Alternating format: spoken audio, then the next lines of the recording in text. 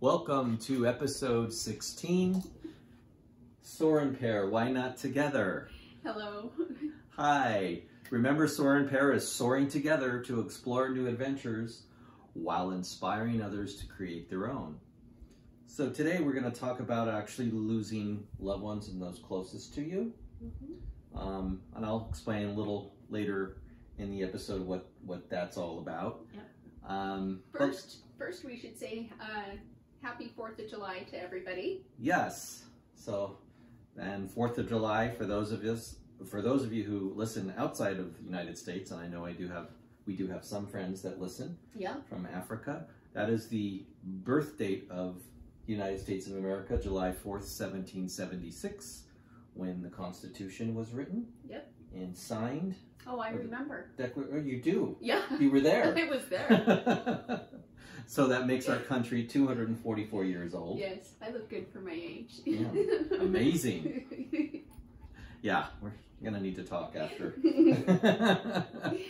But we had fun. We had our daughter and granddaughter over yesterday. Yep. Yeah. We poor Everly. She was pretty scared with the fireworks. She's 2. And Grandpa messed up. Let me just tell everybody, Grandpa messed up because throwing himself under the bus. I am. So we put a towel out on the driveway and we're all set up, and we bought a little pack of fireworks. Yeah. And so we're getting them out, and you light the fuse. I don't know what I was thinking, but I meant to go out to the middle of the street and light the fuse, but I lit the fuse in my hand, and then I realized I had seconds. Yeah. And I'm like, what are you doing? Get out!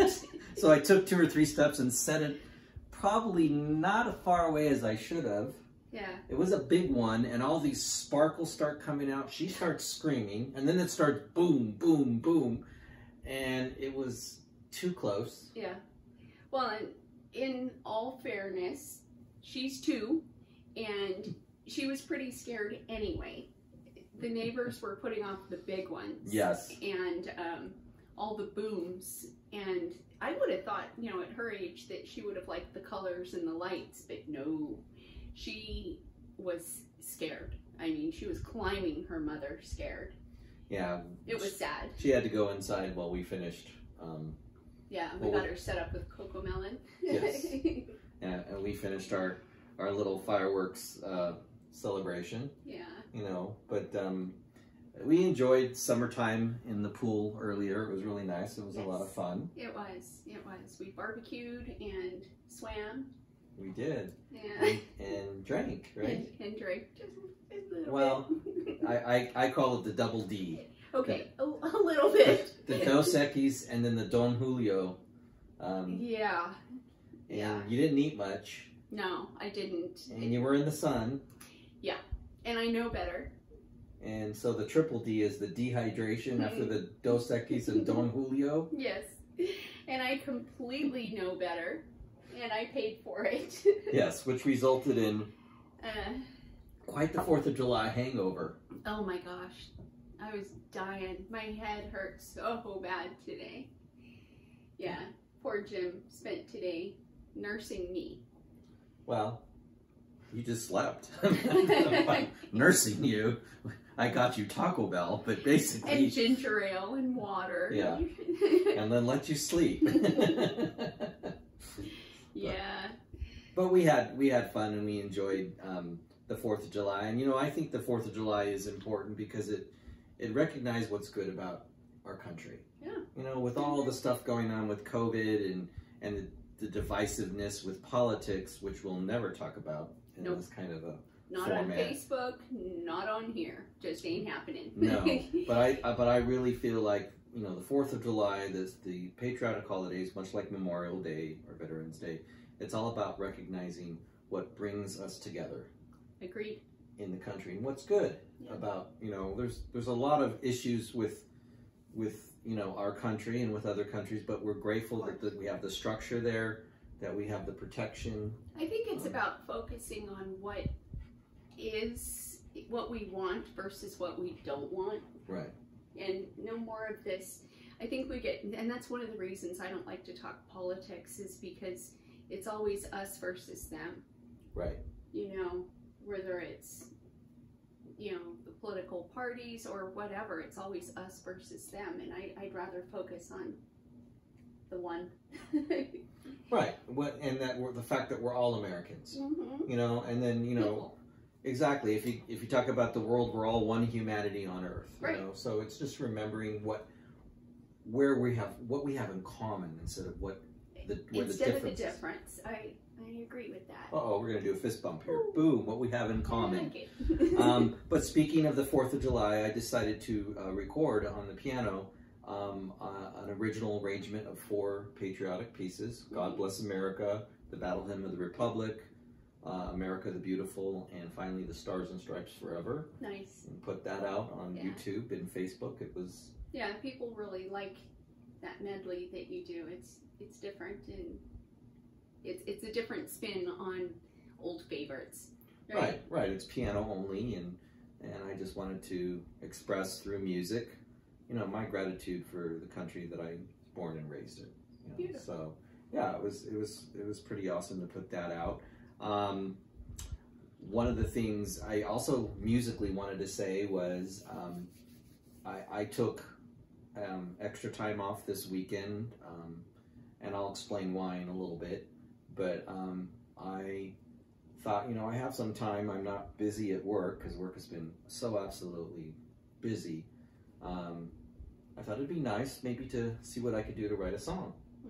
And lo and behold, late Friday night and into Saturday morning, July 4th, a brand new song did come out. Just like that, just like we were talking last week.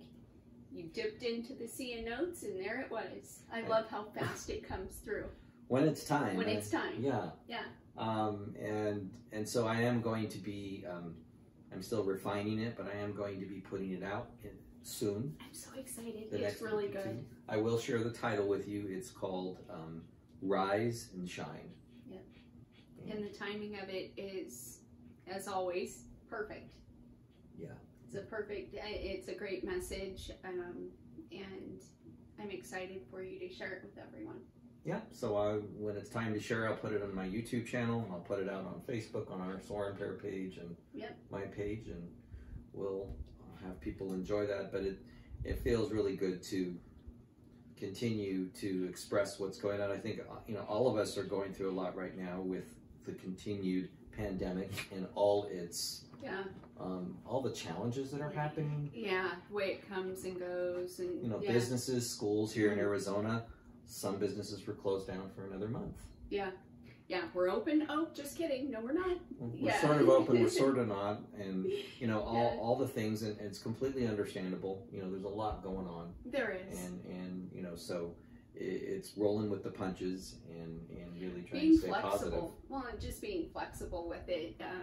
You know, getting all mad about it's not going to fix anything, right? No. And one other update I wanted to mention before we got to the subject of today is our garden. Yes. Our flowers. Yes. It's blooming. It's a variety of color. The very different oranges and yellows and little white ones. But I keep hoping for different colors to pop up because we really don't know what's going to come in. Right. But that's the fun of it. It's just exploding with color, and we've enjoyed watching the transition of it.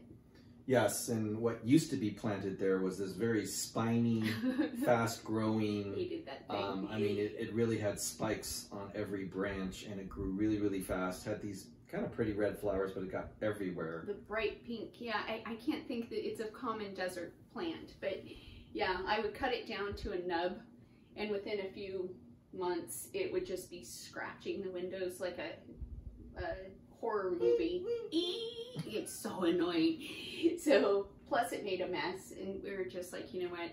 I hurt my fingers every time I would cut the branches and carry them out because it would grow so fast. Well, remember when we tilled that, we were still getting big roots out of the soil there. I mean, yeah, in Arizona, everything is spiky, you know, with all the desert, with the cactuses and a lot of spiky plants, and we wanted to do something different. Yeah, you know, something that didn't bite back, and that was pretty pretty to look at and fun to watch. I like the change, I think is what it is that every time we go outside, it looks different. Right, and it's something we did together. Yeah. We've never tried a wild flower garden together. Yeah. And so, you know, this is called Why Not Together, so why not plant a wild flower garden together in place of a spiny, biting cactus thing?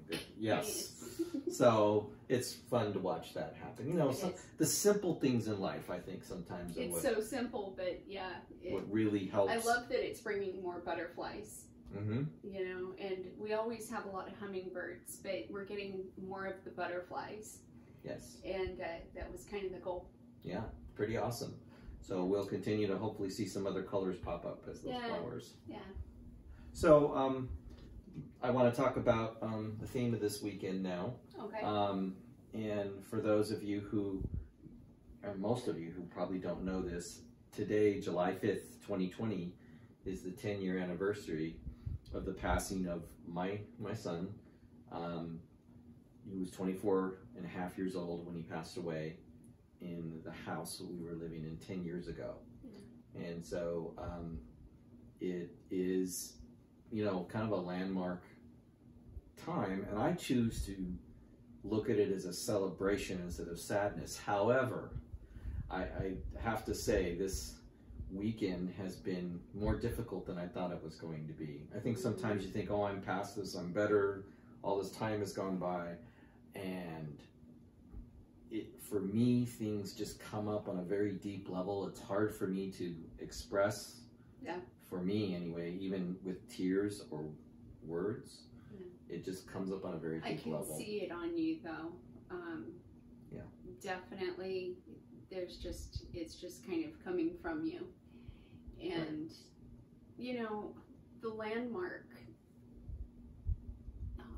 anniversaries can be difficult. You know, recognizing that it's been 10 years and expecting yourself to be okay with it by now. Everybody gets through it different. And so I think I told you last week when we finished the other episode, you know, next week I want to talk about Jimmy. I want to remember him. I want to, you know, talk about some things that are maybe difficult to talk about, and also, you know, some things that were pleasant memories. Absolutely. You know, so you know, the first thing I want to say as a parent who has gone through the death of a child, that's just something no parent should ever have to go through, no matter what age the child. It's something you can't even put into words. Yeah. And it's hard to imagine. Right. It really is. And so 10 years ago, just without going into too much detail, you know, 4th of July was a normal 4th of July. He very often stayed up all night to do his gaming. I'd sleep during the day, and then he'd be woken up for dinner. And when we went to wake him up for dinner, he did not wake up.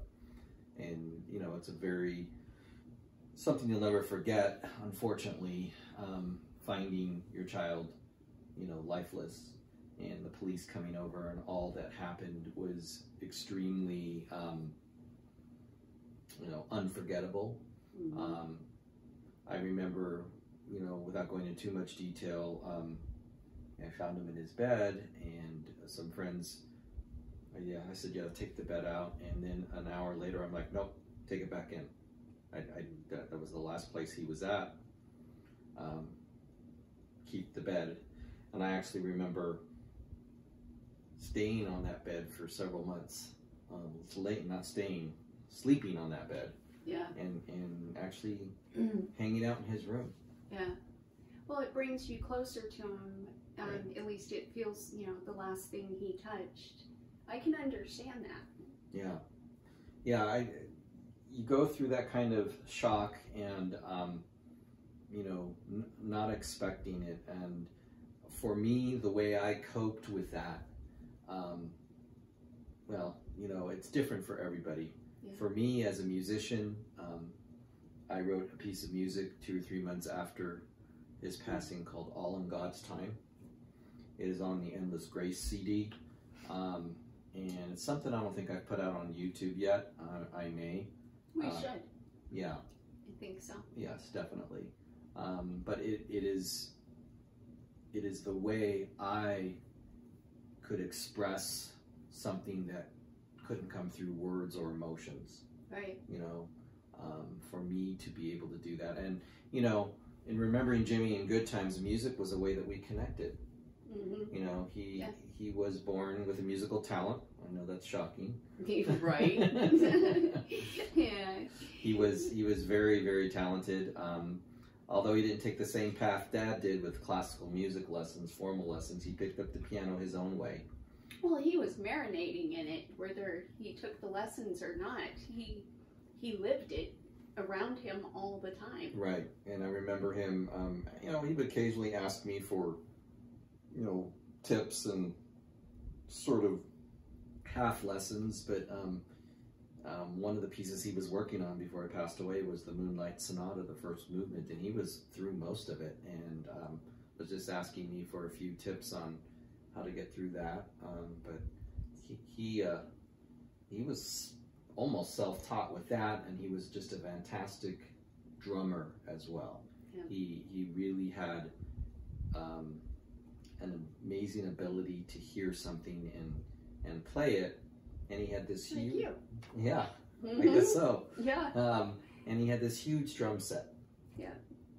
What was it called? The Black Dragon. The Black Dragon. And it had I love that. Yes. It was all black, pearl, and 2 bass drums, probably 10 toms, and a snare drum, and then I don't know how many cymbals around from small to large, and he would use all of it. I have a picture here for those of you on the podcast. It's him playing the Black Dragon, and he loved his drum set.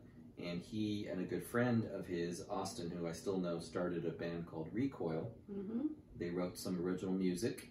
One of the last pieces that he wrote was called Rescue Me. Mm-hmm. This will give you chills. Rescue Me, and I think the chorus goes, rescue me, save me from falling, rescue me, heaven is calling me. And yeah, it's one of the last songs they wrote. And ironically, Austin has continued his music and taken some of the songs he and Jimmy did together. He now has a band called Lawttery, Lawttery, and they put some really good music out, some original stuff as well as cover stuff. Yeah. And I've actually performed Rescue Me with them as recently as just last year at the Paramount Theater. Which is so cool. Yeah. Because that, I think, keeps his music, his legacy alive. Yeah. You know, what a great tribute. Right. To get to play his song. That's beautiful. Yes, and have that connection with, you know, one of his best friends growing up still, Austin, and seeing him continue on with music is kind of like watching almost Jimmy. Almost, yeah. You know, yeah. Which is really cool. In fact, we're going to work on, I'm excited, one of the original pieces on my Mosaic CD, it's called Intensity. Mm-hmm. It's one of the ones with the djembe drum. He's doing a rock version of it with... It's so good. And I just love the fusion of the classical with the rock. Oh, it's such a beautiful combination. Right. Just like Dream Theater. Right. Very much like that. Yes. Yes. Good stuff. Yeah, it is. So it's really heartwarming to see that continue, because you never want to forget, you know, your child, your loved one. Of course. At the same time, you know, you can't live in grief. Yeah. But a couple other memories are just things that come to mind with Jimmy. He had a great sense of humor. He would joke all the time. He would quote lines from movies. Yeah. You know, he loves Star Wars. I've got a bad feeling about this. It'd always be little quotes from, you know, the Star Wars and... It's a trap! There you go. It's a trap. In fact, today we watched a couple comedy movies that he absolutely loved. He loved Adam Sandler movies, so we watched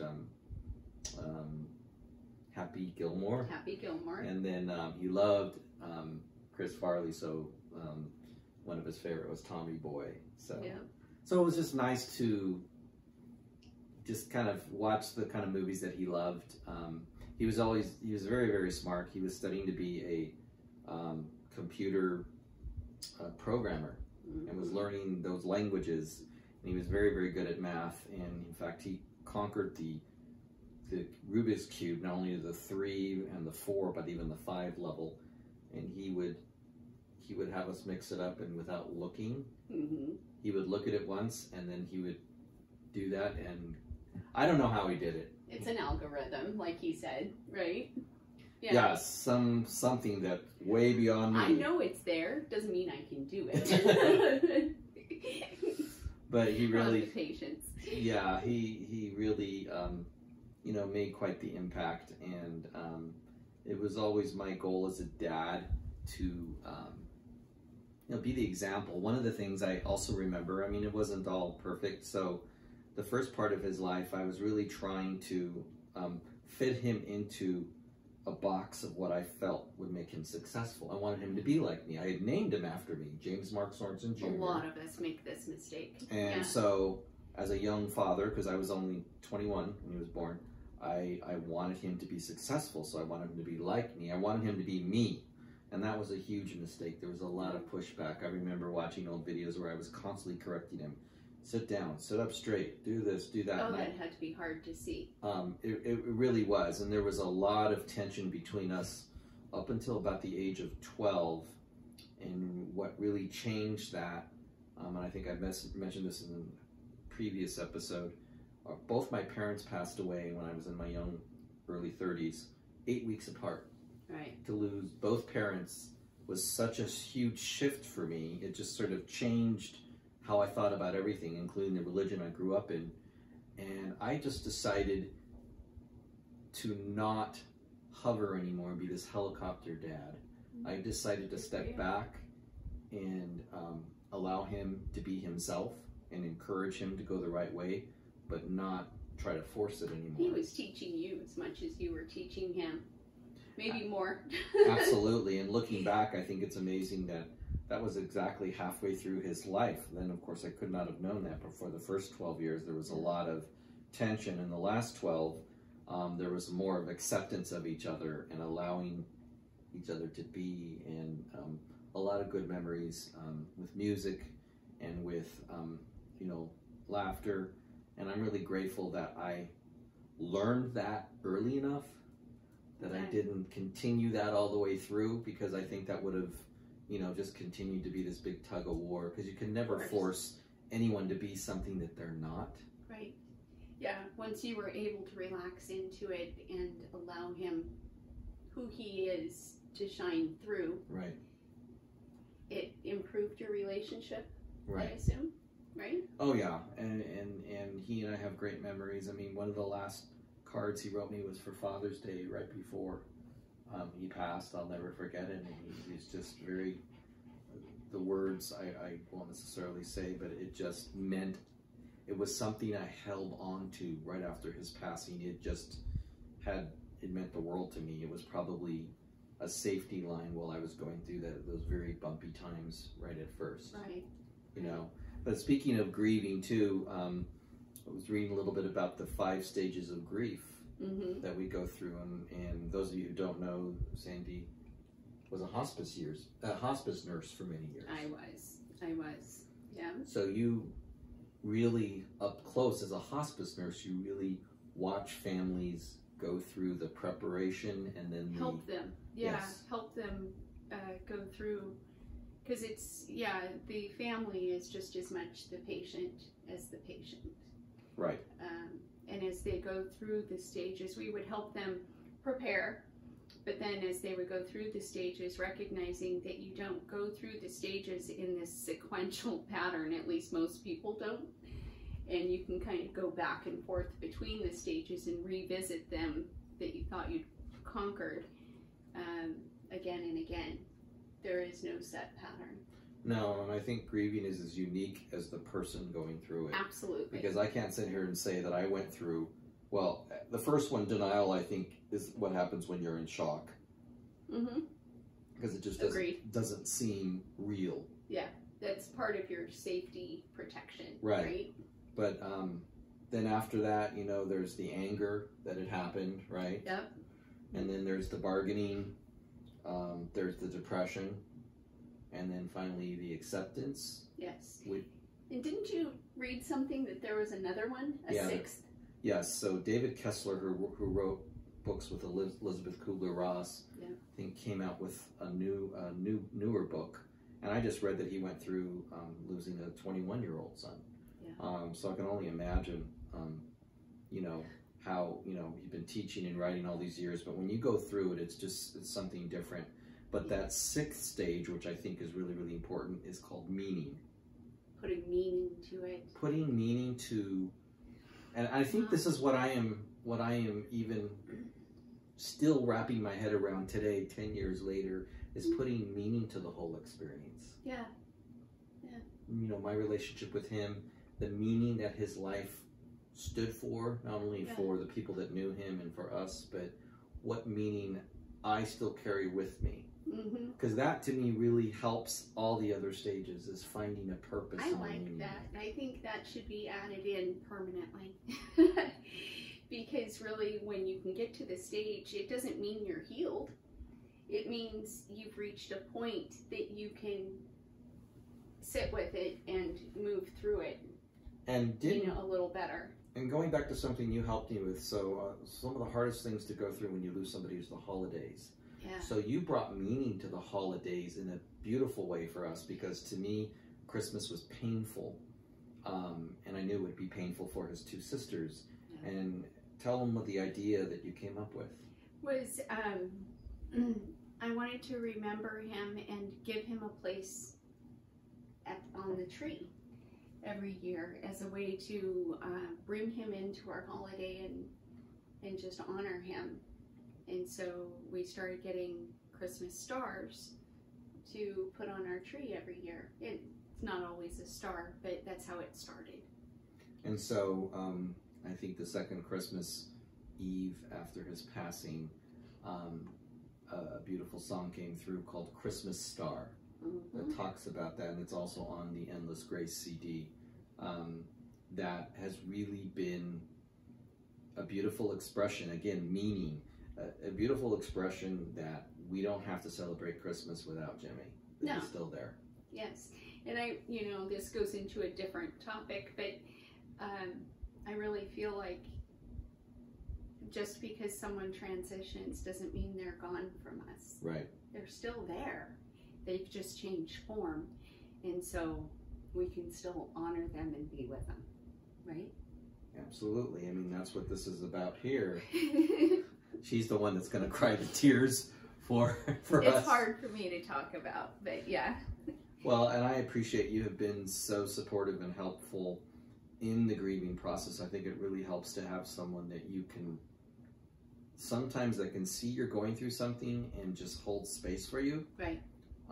Or that, I think you bring up Jimmy in a way that keeps him alive and memorable without, because I think the danger is getting stuck in those stages of grief that are negative, the depression, the anger. Completely. Yes. The anger at God, the anger at why did this happen? Unnatural. Yeah. All those things. Why me? And all those things may be true in certain ways. But yeah, I agree. I think you've done a really good job of honoring where you are in the process and really allowing yourself to feel it without going to that negative place. But the stages of grief can come up at any moment. Here we go again, right? And it's always those subtle little things that pop up that will get you. It's just that song that you hear, that memory that comes to mind. It can just grab you at a moment you're not expecting it. Yeah. This weekend has been tougher for me, and I didn't think it would be. Yeah. And so just when you think you're doing, quote, better, you know. When you let your guard down. Right. Gets ya. Yeah, and there's, you know, hospice, when I worked hospice, the chaplain and the whole team, and the social worker and counselor, they would follow the family for 13 months after someone transitioned, because those first times, those first holidays, those right. first situations, those always get people more than they expect them to. But 10 years later, what do you do? Right. Well, I have a great partner and wife that's here to help me, and we laugh at some funny movies, and you know, we do a YouTube podcast episode that's honoring him, and I think it's a beautiful way. I mean, putting my heart out on the plate, in remembering him and putting it out there on the internet, to me is a way of honoring him and bringing meaning to the whole experience, as harsh as it has been. And as much as I know about Jimmy, I think I know it sounds such a canned thing to say, but I think that's what he would want. He wouldn't want the wallowing. Right. He would want you to celebrate and play some music and laugh. Exactly. Right? Exactly. I think that's really honoring him. Most definitely, because that's really what it comes down to. What life is all about is enjoying those simple moments. Yeah. And Jimmy really did that. And I want to say, as I wrap up this episode, Jimmy, I love you. You are a great son to me. I still feel him around. I'm proud of everything that you did and the experiences we had together. I wouldn't trade it for the world. And as hard as it's been to move on, I'm, you know, just doing my best as a dad, and doing my best to make you proud and appreciate the person you are and that you have been to everybody who knew you. Yes. So. Yes. And he's still with us. I feel him around all the time. So. Yes. That's awesome. That's awesome. Love you, Jimmy. Love you. I'd like to end this segment with a quote that says, "Death is not the opposite of life, but a part of it." I agree. So you know, one day you and I everybody will hit that moment. Yeah. And so, you know, it's just, we don't get to cheat this one. No, no one gets out of this one. Right. But I, again, appreciate everybody and you indulging me in kind of expressing. Of course. Expressing and honoring this and celebrating this day.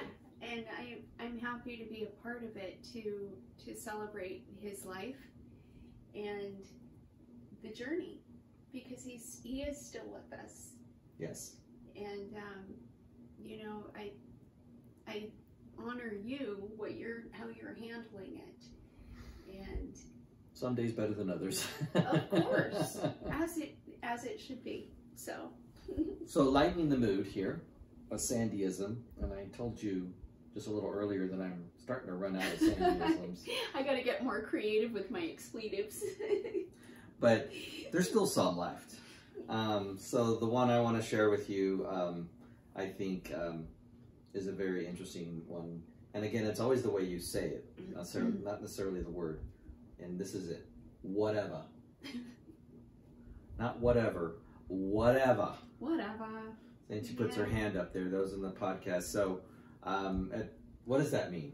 It basically means, go on. You know, I'm done. As she brushes off her shoulders and wipes her hands. Yeah, you know what? I'm not doing this. Yeah. So it's a way for you to say, yeah, I'm done. It's to disconnect and vaporize the other. Yeah. The other person? The other person. You're vaporizing them? Well, you know, the situation, I just don't engage. I'm just like, yeah, whatever. Again, a very true to Sandyism form. Yeah, so. Yeah. I just hope I don't hear that, because when I do, I'm like, oh boy. Yeah. I just choose not to engage. That's what that means. Yeah, no, that's good. Yeah. So we want to thank you for hanging with us this time, and we want to remind you that, again, Soar and Pair, Why Not Together? You can see our faces on the YouTube channel or hear our voices on the podcast. We encourage people to subscribe on YouTube or the podcast, and to like us and continue to make those comments. Absolutely, we love those. And just a reminder of our podcast platforms. We have the iTunes. We're on the iTunes platform, Spotify, Google Podcasts, Stitcher, Radio Public, Overcast, Castbox, and the podcast app. Good job. So a lot of them, but we do appreciate you hanging out with us today, and we look forward to seeing you next week. So have a great week, everybody. We'll see you next week. Thank you now. Bye. Take care.